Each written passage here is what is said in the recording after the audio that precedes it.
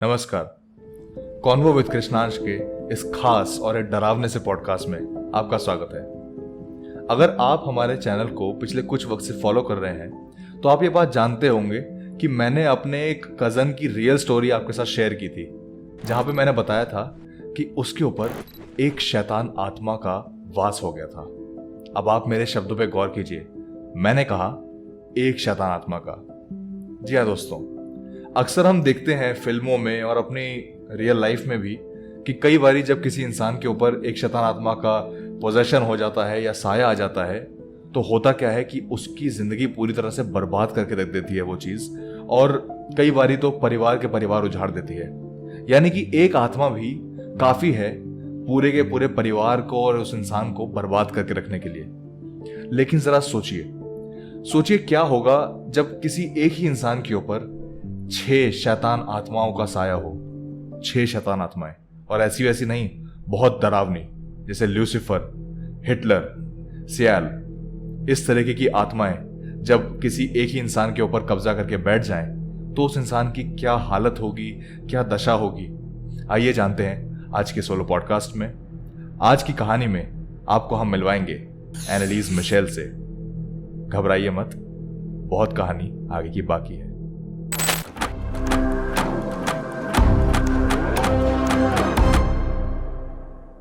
21 सितंबर 1952 waste Germany के एक छोटे से कस्बे में जोसेफ और एना के घर में एक लड़की ने जन्म लिया। उसका नाम उन्होंने रखा एनालीज मिशेल। वो परिवार हमेशा से ही बहुत ज्यादा धार्मिक था, भगवान में मानता था और रोमन कैथोलिक वाली परंपरा में अपने आप को पूरी तरह से स्पिरिचुअली इंक्लाइन रखता था। आगे चल के वही आदतें एनालीज के अंदर भी आई।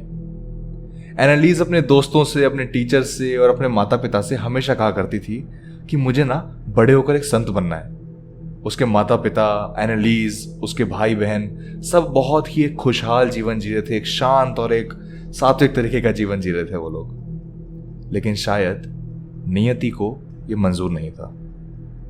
अचानक से एक दिन एनालीज को दौरे पड़ने शुरू होते हैं, जिसको आप सीजर्स भी कहते हैं। जब डॉक्टर के पास उसको लेके जाया गया तो डॉक्टर ने कहा एनालीज को मिर्गी की बीमारी है, उसको मिर्गी के दौरे अक्सर पड़ते हैं। उसका इलाज किया गया जिस तरह से एक ट्रेडिशनल मेडिकल साइंस में किया जाता है। कन्वेंशनली उसका इलाज चलता रहा, कई महीनों तक इलाज चला, लेकिन उसकी हालत में कोई सुधार नहीं दिखा। जब हिम्मत हार गए, जब वो पूरी तरह से टूट गए, आमतौर पे आपने देखा होगा कि जब इंसान पूरी तरह से नाउम्मीद हो जाता है तो उसको सिर्फ भगवान ही सहारा दिखते हैं।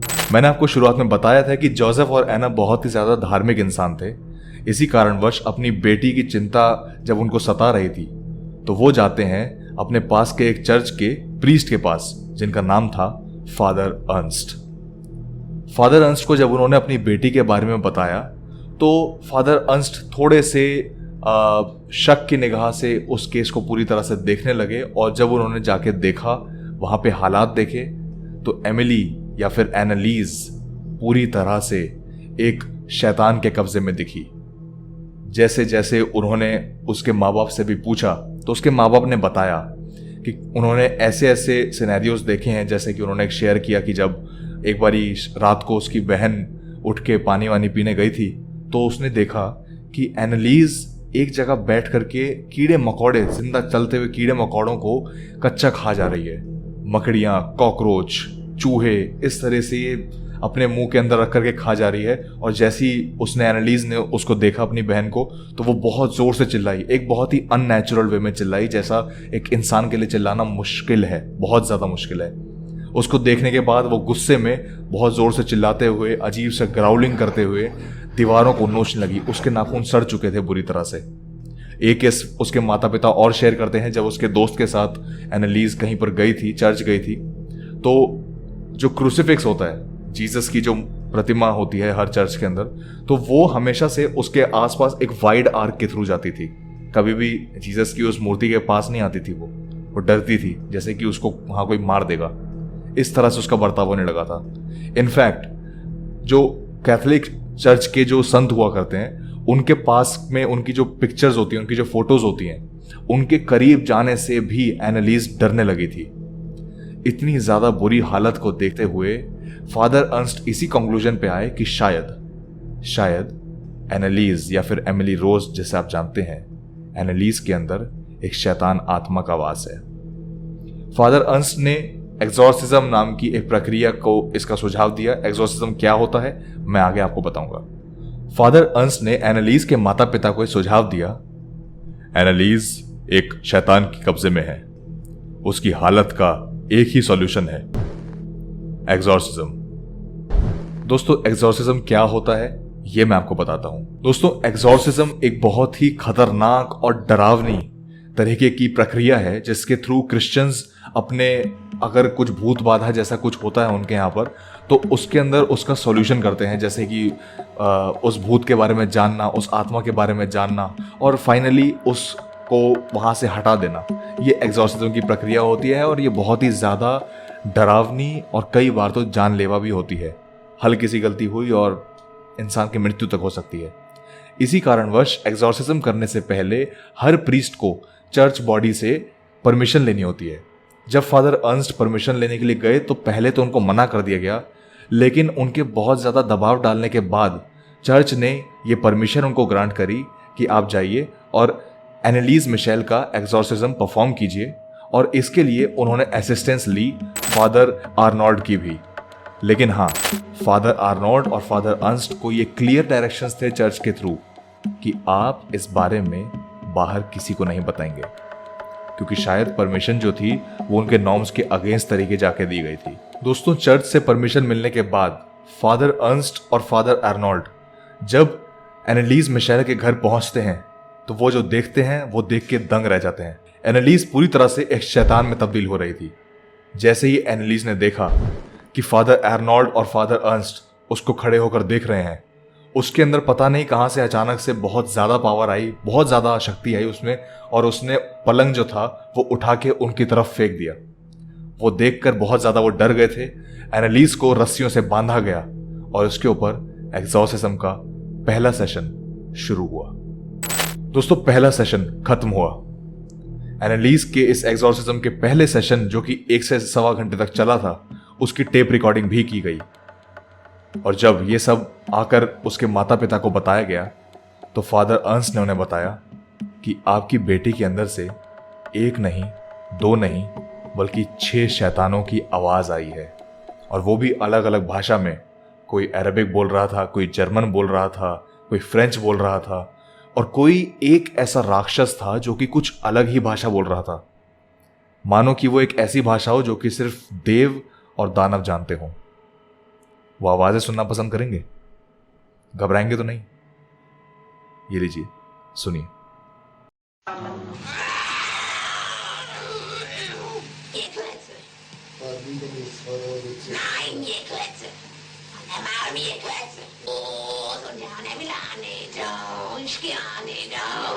Sind wir schon 3?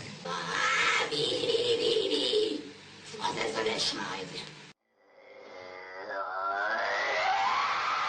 Als Kind Gottes. Ich hab dein Maul erschlagen.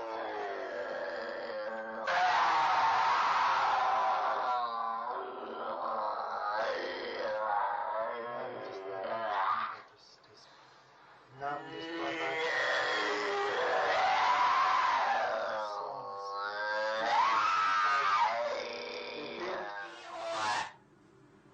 Ruhe gibt's nur da oben.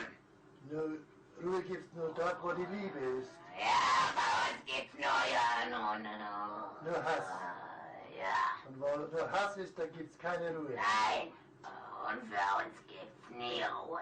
Nie. Weil Na, Ewigkeit.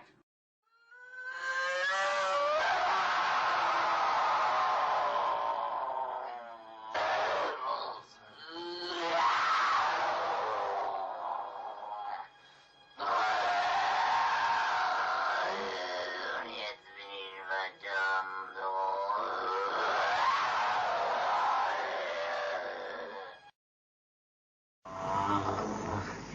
Die müssen in eigenen Seminaren ausgebildet werden, die dürfen nicht auf die anderen Universitäten.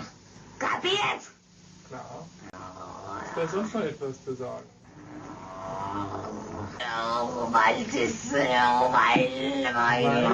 Weil der Teufel größere Macht.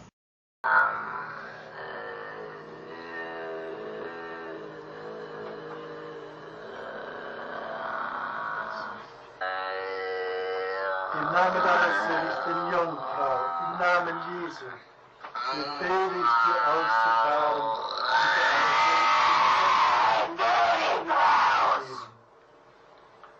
im Namen des dreifaltigen Gottes, des Vaters, im Namen des dreifaltigen Geistes, befehle ich dir auszufahren und nie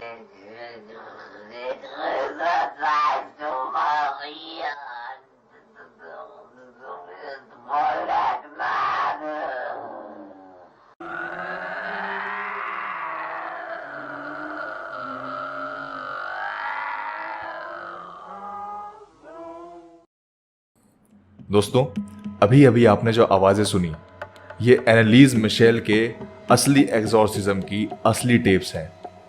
आपने इसके अंदर गौर किया होगा कि एक आवाज़ थी जो कि बाकी सबसे अलग थी। वो कुछ कह नहीं रही थी, वो बस एक ग्राउलिंग टाइप की आवाज़ थी। वो आवाज़ थी ल्यूसीफर की। ल्यूसीफर क्रिश्चियन धर्म में एक बहुत ही डरावना राक्षस माना गया है। उसको डेमन्स का राजा माना जाता है। जैसे अगर आप हिंदू हैं तो आप जानते होंगे कि हमारे यहाँ पर कली राक्षस को राक्षसों में सबसे ज़्यादा ऊपर माना जाता है, और माना जाता है कि राक्षसों में वो सबसे ज़्यादा डरावना और भयावह है। इसी तरह से एनालॉगस तो नहीं, लेकिन हाँ, क्रिश्चियनिटी के अंदर भी लूसीफर को एक बहुत ही डरावना डेमन माना जाता है। और आप सोच के देखिए कि एमिली रोज यानी कि एनालीज मिशेल के अंदर लूसीफर उन 6 आत्माओं में से एक था। सोचिए उस लड़की की क्या हालत हो रही होगी। अगर एक नॉर्मल भूत भी किसी को पोजेस कर लेता है तो वो भी बहुत ज़्यादा डरावना होता है, लेकिन एनालीज मिशेल के ऊपर 6 आत्माएं और उनमें से एक लूसीफर की थी। और दूसरा नाम जो आपको अट्रैक्ट किया होगा वो था अडोल्फ हिटलर का। एक ऐसा पापी इंसान जिसने अंत में आके सुसाइड कर ली थी और अपने पूरे जीवन में बहुत सारे अत्याचार, बहुत सारे मर्डर्स और बहुत सारे हीनियस क्राइम्स किए। उसकी भी आपने आवाज़ सुनी होगी। सपोजिडली और एलिजेडली एनालीज मिशेल के अंदर ये सारी आत्माएं थी, और इन 6 आत्माओं के मैं आपको नाम बताता हूं। लूसीफर, सैन, यूडस इस्कैरियट, लीजन, हिटलर और नीरो। दोस्तों, इसी तरह के कई सारे एग्जॉर्सिज्म सेशंस एनालीज के ऊपर चलाए गए। धीरे धीरे करके एनालीज की हालत बद से बदतर होती रही। उसने खाना छोड़ दिया था, उसने पानी पीना तक छोड़ दिया था। उसकी हालत इतनी ज़्यादा बुरी हो गई थी, इतनी ज़्यादा भयावह हो गई थी कि लगने लगा था कि वो ज़्यादा दिन सरवाइव नहीं कर पाएगी। एक दिन रात को उठने के बाद में उसने अपने पिताजी को बताया कि उसके सपने में मदर मेरी आई, जिन्होंने उसको बोला कि आपके साथ ये जो कुछ भी हो रहा है ये एक बलिदान के स्वरूप में इसको आप परसीव करो, क्योंकि ये बलिदान पूरी इंसानियत को बताएगा कि अगर भगवान होते हैं तो नर्क भी होता है, लूसीफर नाम की शक्ति भी एग्जिस्ट करती है। ये सारी चीज़ें इस तरह से पोर्ट्रे की जा रही थी एनालीज के द्वारा जैसे कि she is the chosen one for this. धीरे धीरे एग्जॉर्सिज्म्स की प्रक्रिया चलती रही। 1975 से लेके 1976 के बीच 10 महीनों के बीच में एनालीज मिशेल के साथ 67 एग्जॉर्सिज्म सेशंस हुए। और फिर होना क्या था, वो धीरे धीरे इतनी ज़्यादा कमज़ोर हो गई, इतनी ज़्यादा कमज़ोर हो गई कि अंत में आके वो हार गई। उसने दम तोड़ दिया। जब एनालीज मिशेल की मृत्यु हुई तो उसके शरीर का वजन मात्र 30 किलो था। सवाल ये पैदा होता है कि एनालीज के इस हाल का कसूरवार कौन है? क्या वो 6 शैतान आत्माएं इस हालत की कसूरवार है, या वहां के डॉक्टर्स जो उसकी इस कंडीशन के बारे में कोई मेडिकल ट्रीटमेंट नहीं ढूंढ पाए, या एनालीज के माता पिता और फादर अर्न्स्ट और फादर एर्नोल्ड, जिन्होंने सोचा कि ये एक पोजेस्ड आत्मा वगैरह सब चीज़ें हैं तो उसके ऊपर इतनी ज़्यादा हाई इंटेंसिटी के साथ में ये सारे एग्जॉर्सिज्म्स किए गए। इस सवाल का जवाब ढूंढने के लिए एक कोर्ट केस भी किया गया। एनालीज मिशेल के मर्डर के तहत ये एक्यूज किया गया कि उसके माता पिता और वो दोनों प्रीस्ट जिम्मेदार थे उसके हत्या के लिए, क्योंकि इसको नाम दिया गया नेग्लिजेंस होमोसाइड।